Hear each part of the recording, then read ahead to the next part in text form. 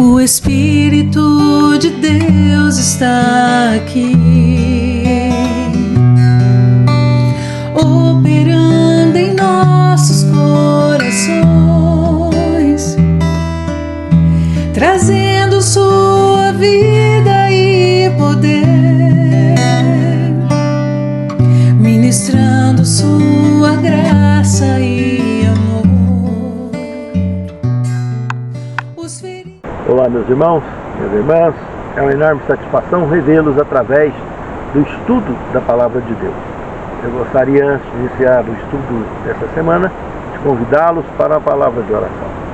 Santo Deus, muito obrigado, Senhor, por nos trazer as orientações da Tua Palavra, a que nós sempre buscamos firmeza e sustento para trilhar na nossa jornada, que Tu tens aberto diante de nós o caminho rumo ao céu. Santifica-nos, Senhor, na Tua Palavra, porque a Tua Palavra é a verdade. Nos conduza, nos guarde e nos proteja, prepare-nos para o Teu reino. É o que te pedimos, agradecidos em nome de Jesus. Amém. Vida de oração. Irmãos, a única maneira, de termos certeza absoluta que pertencemos ao reino de Deus é conectado com Ele, com Deus. Precisamos sentir e viver essa conexão diariamente. E veremos essa semana alguns exemplos de personagens bíblicos que conseguiram viver de forma plenamente conectados com Deus, mesmo em meio a trancos e barrancos desse mundo de pecado que nós vivemos. É plenamente possível nós, pela graça do Senhor, estarmos conectados com Ele e nos sentirmos membros do Teu reino aqui neste mundo. Plenamente possível. Porque vivemos debaixo da graça. Aqui temos um dos personagens, Salmo 116, 1 e 2. Esse salmista foi um exemplo claro. Amo o Senhor, porque Ele ouve a minha voz e as minhas súplicas. Porque inclinou para mim os seus ouvidos, eu o invocarei por toda a minha vida. Olha como que esse salmista tinha essa certeza, essa convicção, que por toda a vida dele, ele iria invocar o Senhor, tendo a certeza absoluta que o Senhor sempre o ouviria e o atenderia, conduzindo-o nos caminhos do Senhor, debaixo da vontade de Deus. Pode ser seu melhor amigo, pode ser o cônjuge, pode ser quem for, parente, filho, filha. Se você parar de conversar com essa pessoa, perder essa comunicação, esse contato, esse relacionamento há de esfriar. E por fim, se tornarão pessoas estranhas. Porque nem conversar não conversa. Como que alguém quer fazer parte do reino de Deus um dia, se não ora? Porque a única maneira que temos de conversar com o Senhor é orando. E é orando que sentiremos a conexão e a direção dele em nossas vidas. Porque a nossa vida de oração, ela influencia não só na nossa vida, mas na vida daqueles que nos servem. O segundo tema, a fidelidade de Daniel. Aqui está um outro personagem. Irmãos, Daniel, ele foi uma pessoa diferenciada, porque desde a sua educação até na sua idade jovem, na sua idade adulta, velhice, ele com 16 anos aproximadamente já foi levado cativo para a Babilônia. E lá mais ainda ele mergulhou na consagração, na dedicação, na conexão com o Senhor e no estudo da palavra. Então Daniel conseguiu viver uma vida nesse mundo muito diferenciada, bem parecida com a vida de Enoque, apesar que Enoque não foi cativo. Mas sabe, irmãos, a vida de oração é uma vida de conexão com o Espírito Santo. O Espírito Santo está o tempo todo ligado e alinhado com aqueles que se conectam com Deus, que falam com Deus o tempo todo. O que nós temos em Daniel capítulo 2, verso de 20 a 23, uma das experiências que Daniel passou por essa conexão maravilhosa que ele tem. A gente vê isso, irmãos, naquele sonho de Nabucodonosor, que ele sonhou e esqueceu o sonho, mandou chamar os encantadores, mandou chamar todo quanto é tipo de gente, de sábio que tinha na época, mas não chamou Daniel, não chamou os sábios hebreus que estavam ali, que poderia resolver o problema. E quando o rei percebeu a encrenca que ele entrou, ele já mandou logo, foi matar, porque viu que ninguém conseguia resolver o problema. E eles apelaram, mas qual o tipo de governante que exige que as pessoas vá adivinhar o que o senhor sonhou, para a gente interpretar? Conta para nós o sonho que nós vamos interpretar para o senhor. E aí o rei já ficou mais ofendido ainda com essa conversa toda e mandou matar todo mundo. E quando Arioque, capitão da guarda, foi buscar Daniel para ser executado, Daniel pediu então que desse um tempo para que ele conversasse com Deus. E Deus haveria de revelar o sonho. E o Arioque deixou, porque sabia que ele era muito respeitado e muito conectado com Deus. Pois ele foi, revelou e falou para o Arioque, falou: pode me levar lá no rei que eu vou revelar o sonho. E foi lá e revelou o sonho que o rei teve e tinha esquecido. Certamente ele sonhou no horário de sono profundo, porque tudo que a gente sonha no horário de sono profundo, que dura 1h30 aproximadamente só, a gente não lembra. Para lembrar, só se tomar um choque no outro dia, tiver um susto. Tipo, se você sonhou com pessoas morrendo, com pessoas mortas, se você assistir um atropelamento no outro dia, você vai lembrar do sonho só nessa hora. E Nabucodonosor teve que tomar um susto diferenciado, né? De ver Deus revelar para um mortal algo que estava só dentro da cabeça dele. E ele se entregou na hora. Ele reverenciou o Deus do céu nesse momento que assistiu esse milagre extraordinário. E assim tem uma das revelações de Deus através do profeta Daniel, que se tornou uma marca profética e histórica na história da humanidade. Ali, ao mostrar aquela estátua gigantesca, cabeça de ouro, peito de prata, cinturas de bronze, pernas de ferro e os pés de barro, parte ferro. Basicamente, a história das grandes potências desde os dias de Daniel para cá. Império Babilônico, depois a Medo-Pérsia, depois a Grécia, depois o Império Romano, e Roma depois invadida pelos povos bárbaros, 10 dedos na estátua, né? 10 povos bárbaros, transformando o antigo Império Romano Ocidental na atual Europa em 10 países. Coisa incrível. E nessa história toda ainda mostra uma pedra vindo, sem auxílio de mão, batendo nos pés da estátua, esmiuçando tudo, mostrando, como Efésios 2:20 fala, que Jesus é a pedra fundamental, mostrando até a volta de Cristo. Quando Jesus voltar, o mundo que nós conhecemos, que a obra construída pelas mãos dos homens, serão destruídas. E nós estaremos durante 1000 anos no céu. Depois voltaremos para cá, para um novo céu e uma nova terra, conforme a promessa bíblica. Incrível, né, irmão? Graças à fidelidade de Daniel, temos um registro tão extraordinário na palavra de Deus. No terceiro tema, a postura na oração. Irmãos, quer ter conexão plena? Converse com o Senhor ao levantar, ao deitar, enquanto estiver andando, caminhando, em todo sentido. Qualquer hora é hora de falar com o Senhor. O Senhor está sempre atento ao nosso chamado. Ele sempre vai enviar seus anjos, sempre enviará suas bênçãos de alguma forma, atendendo dentro daquilo que realmente é bom para nós, as nossas orações, os nossos pedidos, as nossas necessidades. Agora, uma coisa eu já tenho aprendido nessa minha vida. Nós podemos estudar Daniel 6:10, Lucas 22:41, Atos 7:60, 9:40 e 20:36, dentre outros textos da Bíblia Sagrada. Nós vamos chegar à seguinte conclusão: que a maneira que a gente se encontra mais perto de Deus é de joelhos. Nem sempre é possível a gente estar orando de joelhos. E nem todo mundo tem condição física para se ajoelhar. Mas no possível, sempre que pudermos, faz muito bem para a nossa relação para com Deus. Porque somos criaturas e Ele é o nosso Criador. Mas a oração, ela sempre será ouvida. Lembra que Jesus orou no meio da tempestade, a tempestade se calou?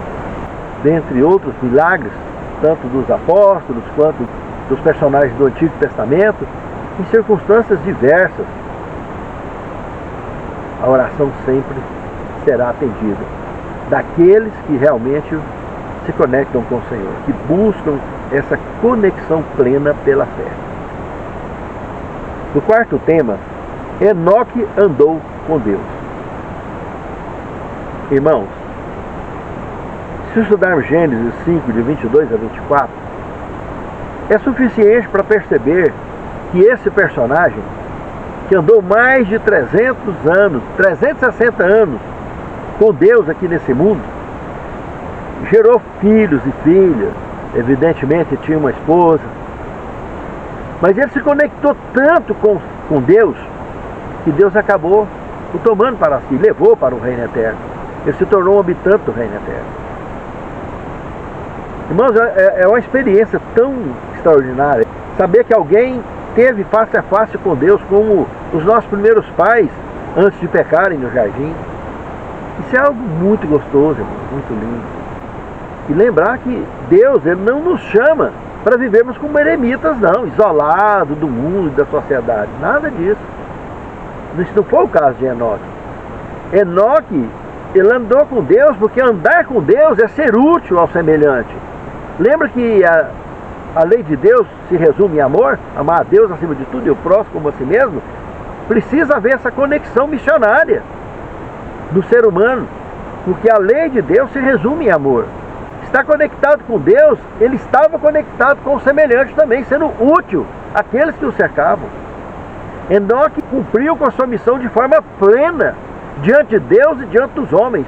Foi exatamente o resultado dessa conexão tão útil e tão precisa que Deus o tomou para si e o levou para ser definitivamente habitante do reino eterno. E é assim que eu e você também devemos cumprir com a nossa missão, sendo úteis àqueles que nos cercam. No quinto tema, Moisés, líder consagrado. Se estudarmos Êxodo 33, de 15 a 23, dentre vários outros textos que tratam sobre a vida desse personagem, é outro personagem extraordinário. Apesar de ter sido uma pessoa comum, com mais registros e mais detalhes da sua vida, graças ao que temos relatado no Pentateuco, Moisés foi uma pessoa tão comum como eu e você, mas um homem que se conectou com Deus de tal forma que também falou face a face com Deus, conversou com Ele, andou com Ele, não no meio das pessoas de forma física, mas nos seus isolamentos que ele fazia para ir conversar com Deus, tipo na sarça e tipo lá em cima do Sinai, e lá no santuário, no tabernáculo. Irmãos, Moisés falava com Deus. Deus não escondia sua face para falar com Moisés. Foi só no comecinho. De um certo tempo para frente, era conversa aberta entre os dois. Se conversava como conversava com um amigo. E lembrar que aqui, por exemplo, em Êxodo 32, de 1 a 14, 31 a 34 e Deuteronômio 9, verso 20, aqui na experiência do bezerro de ouro, Deus irou-se e propôs de exterminar aquele povo e livrar só Moisés. E aqui nesse texto de Deuteronômio 9, 20, ele ia desabar em cima de Araão. Mas não. Graças à intercessão desse homem, que era dedicado demais com Deus, ele fez questão de pleitear o perdão de Deus para o seu irmão Araão, que era pouco mais velho do que Moisés, mas fundamental para que Moisés concluísse com sua missão. E Deus o atendeu. Deus perdoou Araão. E teve outra ocasião que em Números 12, verso 13, quando, no capítulo 12 ali, se a gente observar no verso 1, por exemplo, no verso 1 nós vamos perceber que Miriam implicou com Moisés, junto com Araão inclusive, porque Moisés tinha arrumado uma segunda esposa.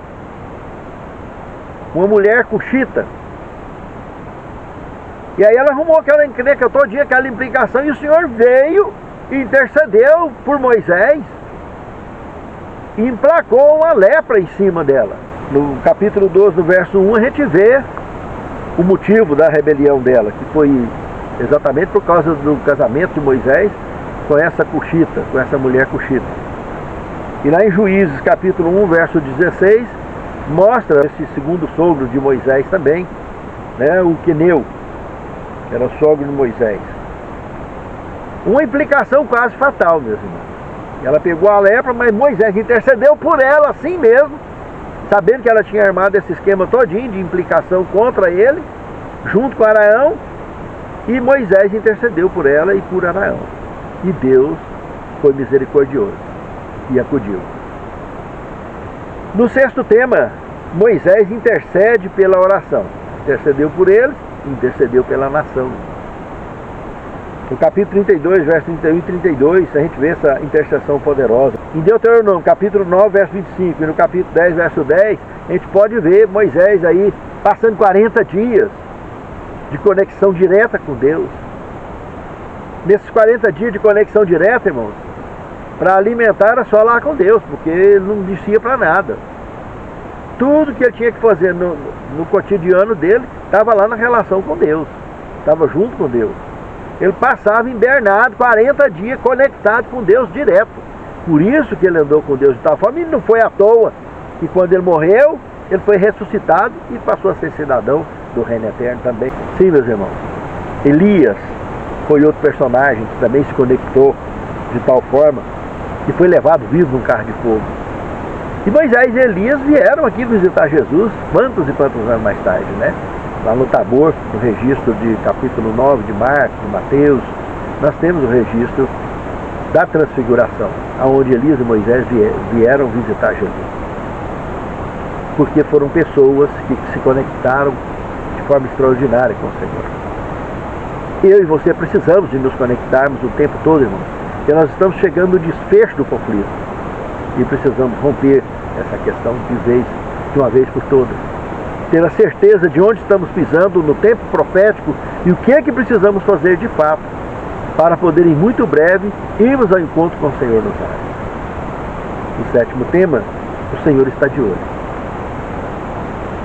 Eu queria citar um texto de Caminho para Cristo, páginas 63 e 64, que tem uma palavra bacana para nós.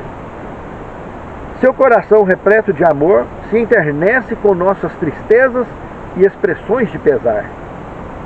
Entregue a ele todas as coisas que perturbam sua mente. Nada é grande demais para ele suportar, pois ele é quem mantém os mundos e governa o universo. Nada daquilo que de alguma forma diz respeito à nossa paz é pequeno demais para que ele perceba. Não há um só capítulo de nossa existência que seja escuro demais para ele ler, nem dificuldade alguma não tão complicada para ele resolver. Nenhuma calamidade poderá sobrevir ao mais humilde de seus filhos, ansiedade alguma que lhes perturbe a mente ou a alma, nenhuma alegria que possa ter, nenhuma oração sincera se lhe escape dos lábios, sem que seja observada pelo Pai Celestial, ou sem que ele desperte imediato interesse. As relações entre Deus e cada pessoa são tão particulares e plenas que é como se não houvesse nenhuma outra por quem tivesse dado seu Filho amado. Ó Senhor, somos gratos pela Tua misericórdia, pelo Teu amor para com todos nós, em toda a história deste velho mundo. Faça-nos sensíveis, Senhor, à Tua palavra e capacita-nos a tomarmos providências urgentes com relação à nossa conexão para contigo, com a Tua palavra e com o Teu reino. Que aprendamos e vivamos buscando com prioridade o Teu reino, para que o resto não seja tão difícil de chegar até nós. Confiamos na Tua direção, na Tua palavra, e buscamos de Ti e do Teu Santo Espírito o poder para sermos realmente úteis à Tua causa. Te pedimos e te agradecemos essas bênçãos em nome de Jesus. Amém.